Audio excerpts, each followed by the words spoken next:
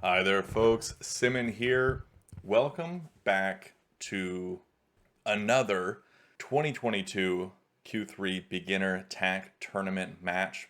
This time with Sephira versus Olexorus, and they are in Group 3, trying to make it into the semifinals here. So, what we're doing here is Blitz Tiebreaker, much like we did in the previous match between Mazix and Day of Knee. Olexorus and Sephira will be going head-to-head in a 6x6 tack match, much like you see here on this board. But instead of the standard time controls that they've had throughout the whole tournament, and that they will have in the semifinals of 15 minutes with a 10-second increment, they will be having 3 minutes on the clock with a 5-second increment. So it will be much, much quicker. We've got Olexorus in black and Sephira in white for game 1. And I believe we have, I believe they're both kind enough to schedule this for when I could commentate. Since they are both in Europe, I believe Sephira is in Spain and Olexorus is in Germany, so they were nice enough to schedule this in noon my time. It's 7 p.m. their time. So we're seeing opposite corners here, and center control, sort of a mirrored opening here, jumping right into game 1, wasting no time. And we see the first offset here. Great positioning for that capstone. Sephira drops it right away. That is a great capstone position. And then black drops another pretty solid capstone right there. I think we're going to see that black capstone come on over onto white's line, making this little capture here. And I think that's the most not going to make that. Instead, going to keep playing down below, waiting for white to make that threat, then making that capture. That's a good play as well. White coming down with their own capstone, interestingly enough. Now, that capstone is kind of blocked. It's not able to really interact with black's line, except by making more captures, things like that. But white is also not really able to really continue this vertical threat here anymore, except they've built a crossover here to B3, ready to come over onto C3, trying to build up along this C line now for that vertical threat as well. Black may be trying to build across for a vertical, or for a horizontal, but now white shifted gears, playing at A3 now. They're going for their own horizontal threat, playing at E-win on the next turn, would give them a threat. Black is wise to that, able to see that. White playing now at E2, continuing in that horizontal direction. Doing a great job switching gears, switching directions, and always making these threats and maintaining that momentum so far throughout these first 11 moves. So white's doing a great job at really controlling the pace here. Black has been really only able to react to the things that white is doing. I think one of the things here that black might want to start doing is shifting gears away from... Now a wall makes a lot of sense because a wall can come over onto D3. I was thinking myself that black could start shifting maybe to an F4 and then bring that capstone down to cut off white's own threats. But now white is able to drop something down here and go for this threat now. If black, for example, drops a wall here, white can toss this capstone all the way down on a C2, and then that's attack threat, but also threatening to smash this wall stack. And that wall stack is really juicy. It's got a couple of white flats there. Makes it an excellent thing to capture. So white is first capturing over here, making another connection. This is attack threat. Black missed it. White's able to bring that capstone down, tossing it and landing it right here at C2 for the win. Well played. Well played, Sephira. Done a great job as white here, really controlling the pace and making those constant tack threats. You can see how quickly white played as well. 3 minutes and 28 seconds on the clock. Again, they started with 3 minutes. And then they had a 5-second increment. And this is game 2. Man, they are quick. They're wasting no time here. Olexorus now in white and Sephira in black. But yeah, Olexorus in the last game ended with 2 minutes and something on their clock. So they both played very quickly, but Sephira playing well under 5 seconds per turn on average. So that is quite fast. And that's coming from me. So it means something. So now we get White now playing into the center. Still no capstone from White. Still no capstone from White, which could prove to be a problem. Also, could help them out. It's tough to say at this early point in the game. This is a decent spot for a White capstone right here at B4. But we could see that somewhere else momentarily.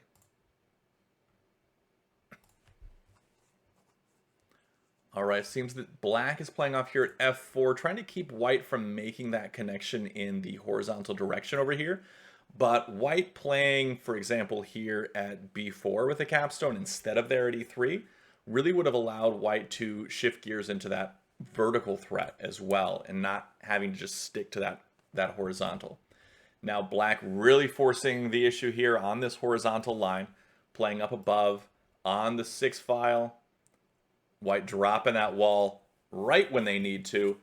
Probably going to capture over onto C6. Now liberating that captive, able to make some positive flat count differential moves. Going to really help them out in the long run here. Now, positive flat count differential moves are always good. This probably won't go to flats because it is a blitz game and is also a beginner game. And both of those things make flat games and flat wins unlikely. Just someone's going to miss a road either because of the inexperience or the speed of play. And so Black now making attack threat, capturing up with B4 would be a road.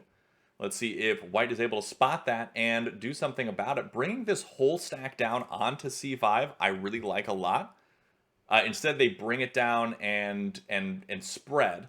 I like bringing it all the way down and then being able to spread right, but that is a pretty solid move as well. Able to move that wall stack for another capture. But I think that placing right up here at D6 is going to be helpful to stop that road threat from Black. White can make a threat on the following turn if Black gives them the opportunity to do so. They do not at the moment. Just non-stop threats here from Black until White brings that wall up and interrupts everything yet again. Now we're going to see Black drop their own wall, ready to capture up and liberate that captive and keep things moving in their direction. Black really doing a great job of keeping the pressure on White and trying not to let White get that momentum back. Now that White has taken that, has lost that momentum, Black really wants to keep it in their court. So they're trying really hard to push that and be really, really aggressive. We also noticed Sephira as Black playing very fast yet again. Over 3 minutes left on the clock, meaning they played less than 5 seconds on average per turn, while Olexorus is down below 2 minutes. So taking a lot more time in this match. Bringing that wall stack down on top of C5, I like that move. The reason that move is pretty good is it keeps Black's wall from capturing up on top of that stack. Now, I think that the earlier position, this capstone playing down here instead of over here, is kind of hurting White because White's not able to bring their capstone into the mix of things right now. But Black is having to drop more walls to stop White from doing things. And I think White should probably shift gears. I was about to say, should shift gears to a vertical threat, and that's exactly what they're doing. They've got this stack, and they can bring that over and make some captures and go in that vertical direction. And I think that that's probably what they want to do is jump this and spread it across, and they can keep continuing on for that vertical threat. And I think that's the direction they want to go with this.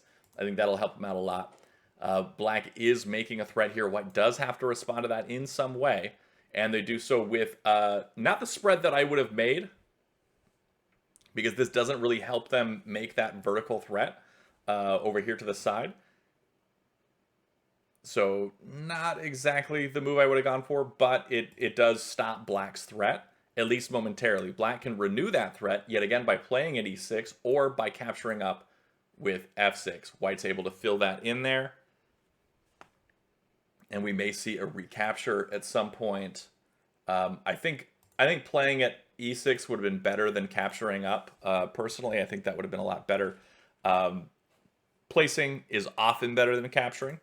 Almost always the case, but there are definitely situations when capturing is better.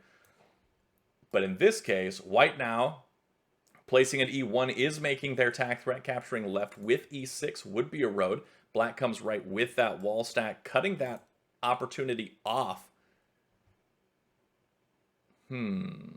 What is the play here from white? White could play here at f5, and it's exactly what they do. Capturing right with e6 starts to create that threat yet again. Black capturing up, not letting white continue in that direction, which is a smart play. Ooh, white captures right with the wall stack, leaving this open. Black can bring that wall over, drop a new one, even drop a flat, and that would work. And black misses the road. White's able to just drop there at e5 for the road. So what does that mean? What that means is this match has been split, and they will have to go into a second match to see who wins. So we've seen one match played, 2 games, and now they have to play a second 2 games in order to see who wins this. So let's see if they're going to play that right away or take a couple minutes break.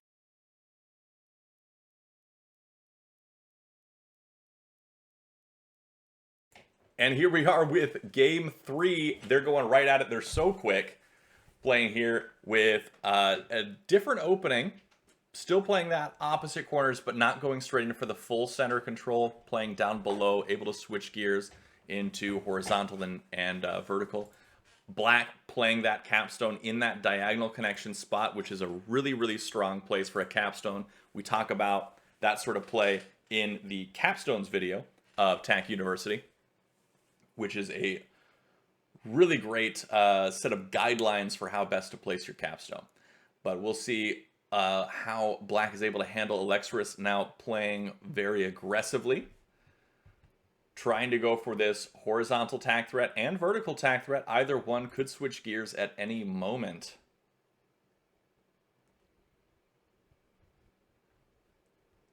All right, going for that horizontal, really committing here. Black cutting that off. Still no capstone from white. We've seen this in last game, where white didn't play their capstone for a while. So it worked out last game. So maybe he's thinking that this is a good play. Black brings that capstone down, cutting off white's ability to make that threat right away. White drops their capstone in a really solid spot. That's a good position for the capstone. Able to keep going for this horizontal threat. Black plays here. I think white wants to play at e1, continue this horizontal threat. Instead, they place it b2. Also continues the horizontal threat. That's good. Black misses the road with the f1 plus move. White takes this one. Okay. So we've seen another one where white wins. I believe white has won all 3 games so far. Now, in this next one, if Olexorus does win as black, he will go on to the semifinals. And here we go, going on right away with game 4, leaving me no time to talk about it or introduce it. Sephira and white, Olexorus and black. Again, if Olexorus does win this as black, he does go on to the semifinals. If not, they will play yet another 2 games until someone wins both games in a match. White continuing on, forcing black to drop that capstone. Let's see if white plays here at c2. That's a pretty standard move at this point. When that capstone drops, you want to switch gears away from that vertical threat. And they do play at c2. Not only do they play at c2, they play a capstone at c2. And the capstone makes it so black can't cut off what they already have in that direction. But I do like black dropping that flat up here at c6, because now black can come over with this capstone, cut off the vertical threat, and start going for their own horizontal. I think that's pretty good. White does still have momentum, however, so he's going to have to do something to cut that off first, and that's what he does. He drops the flat at b2. I imagine we may see a flat here at a1 on the next turn as well, which would likely result in an a2 from White continuing that tag threat. So this is a pretty solid position here for White. Black is able to cut things off by throwing this capstone down and all the way to d1. But it is not a bad position here for White at all.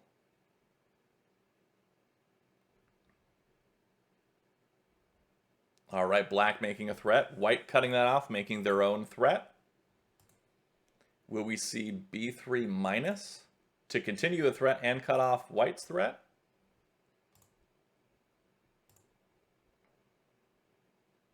That is possible. No, we're seeing a wall come down. We might see b2 minus now to capture onto this stack, recover that, create that tag threat yet again. Yep, and that's exactly what we see. And then this wall will likely come down onto a1. And then potentially another flat here at b2 to continue that threat. Or bring this up, no, flat at a1.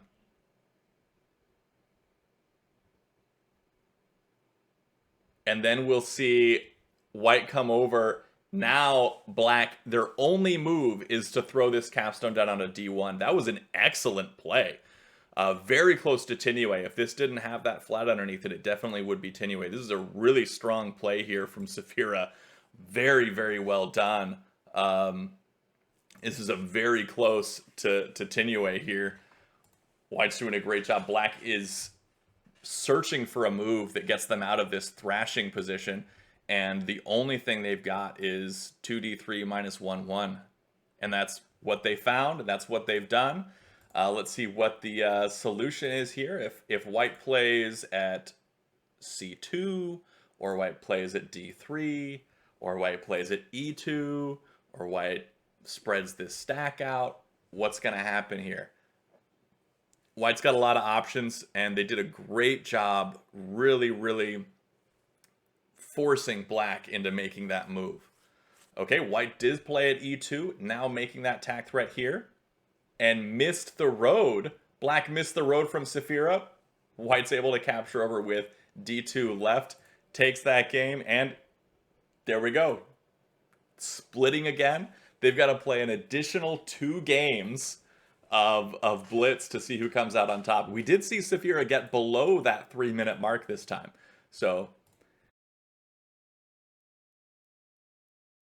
and here we go with game 5. Sephira in White, Olexorus in Black.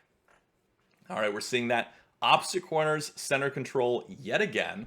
Black, instead of going straight for the center control, playing this sort of Knights opening, which is typically reserved for White. That's an opening that White likes to play a lot, but Olexorus going forward in Black, dropping that really early capstone in the center area, and White saying, that's fine, I'll drop my own capstone here in the center. Match you move for move. This is looking pretty good. Pretty solid games here we've seen so far from these two. I think these two might be some of the ones to beat in this whole tournament. We will see. So these are some solid games. All right, White making this connection over here to this side. This is a really strong position for White, going for both the vertical and horizontal threat. Playing at e2 or f2 here would be really strong. I think f2 is a little stronger. And the reason I say that is because e2, you can get cut off here or here or here, but f2 can just get cut off here, really, and this place, but this gets continued on. So Black dropping a wall, really doesn't want to deal with what's going on over here. It's a really strong position. Smart play to drop a wall there. White plays up here. Now, this is interesting because White's now playing for this horizontal threat this way, but can also go for the vertical at the same time. Black trying to go for this vertical and cut off White's horizontal. White now has attack threat. Playing up here at e6 would be a road. So Black's going to have to do something to stop that. Either play at e6, make some sort of capture down here. Misses it completely. White's able to play at e6 for the road. Now, it's easy to miss because it does kind of go around and it involves that capstone. So, easy one to miss, but that's one game here now for Sephira as white. Let's see if Olexorus can take one back as white in game 6 now. Man, these guys are playing lightning fast. I'm not making any cuts here, probably. I think I'm just going to be playing this as is. No edits. They're playing so quick. Back to back to back to back to back. And I don't know how many backs there are, but there's a lot. White going straight for that vertical line. Black saying, I'm going to cut you off with the horizontal here. And that capstone drops for both players side by side. Black may want to bring that capstone right, but first they're going to drop a few more flats and round that out. Force white into making some moves. Ooh, black coming down with e5, isolating white's capstone. White's capstone is no longer in the game here. They're going to have to move if they want to capture in and get part of this. And so that capstone's probably going to want to move right onto e5 at some point, if not this turn. I would want to move capstone, I think, onto e5 right now. So I could get that, get that hard capstone and able to capture down and interrupt that line. Now black probably wants to make their own hard capstone, and it's exactly what they do. Great moves here. And black continuing to go for this horizontal line because they've got the hard capstone. They can do that. They can crush this wall and still leave behind a flat. So that's still totally possible here. White playing off to the side, wanting to get up there, get into the game. Black making that threat. White probably wants to bring this wall to the left. If white comes up with this flat, f5 is just going to come down and continue it. Now white's wall has to move left. That's the only move they've got. Black at that point probably going to just drop another flat here at d5. Making the capture is a really bad move. It would likely lead to a Tinue from white. In fact, I can guarantee it would lead to a Tinue in white if black were to move to the left and smash. So black's going to drop that flat here at d4. White's dropping a wall, ready to come up. Smart move here. Black's going to have to do something. Probably drop their own wall here at e2 to cut off. A wall at f5 works, but it's not as good, I think, as a wall down here at e2. But now what black needs to do is probably try and play around. And I would say playing around it here at b3 starting. Because if you start playing around this wall at b3, c3, d3 to make this horizontal line, if they come up with the wall to cut you off, you just switch gears. Now you've got b3, well, you just play a5, and now you're going for the vertical. And so that's the sort of game you want to be playing. You want to be able to switch back and forth, changing the direction that you're going in so you can always keep your opponent on your toes and maintain that momentum. Once you've got that momentum, force your opponent to drop those walls, make those wall captures and capstone captures in order to force those unwanted moves. So here we see white now playing off to the side. Yep, does go for the b3. Black does go for the b3. White's playing here at d3. Now that cuts off black's ability to come around here completely. But black can still go for now this vertical threat. And I think that's what they're going to do. Probably play at a5 next. White will likely want to play here at d5 at some point to make this connection kind of go around. Maybe use that capstone to capture down. Black instead play down at b2, kind of forcing a5 to drop. I would have liked a5 first, I think, before a b2 play. But able to continue it with b5.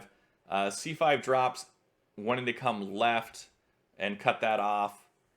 Black's making the attack threat now. I think probably an a1 is going to be the next move. Yeah, a1. And then we'll see. And then now an a5 from black to continue it. And if the wall moves left, I can see a placement here to be able to throw that capstone all the way. And throwing the capstone all the way would work really well as long as it's the final move. You can't do it now. Oh, white completely missed the black threat, and black wins. That means Sephira wins the tiebreaker and goes on to the semifinals. those were some great games. Both of you guys should be proud of your performance there. Those were really, really solid. I plan to see Olexorus putting on quite a show in the next beginner tournament. Probably, who knows, maybe even disqualifying himself with good play from here to January when we have the next one. But well played to both players. Congratulations to Sephira for making it into the semifinals of this Q3 2022 beginner TAC tournament. And just great games all around. That was a lot of fun to watch, a lot of fun to commentate. And I know people in the chat here in Twitch were saying that those were some great games. So well done, folks. And that is all for today. So be sure to check out the description below for all things TAC, especially the TAC Discord server, which is where you can find all sorts of resources like strategy guides and people to play, whether that be right here on playtac.com or in the Discord server itself playing asynchronously. But that is it for today. I am done here. Thank you all for watching, and until next time, have a great day and happy tacking.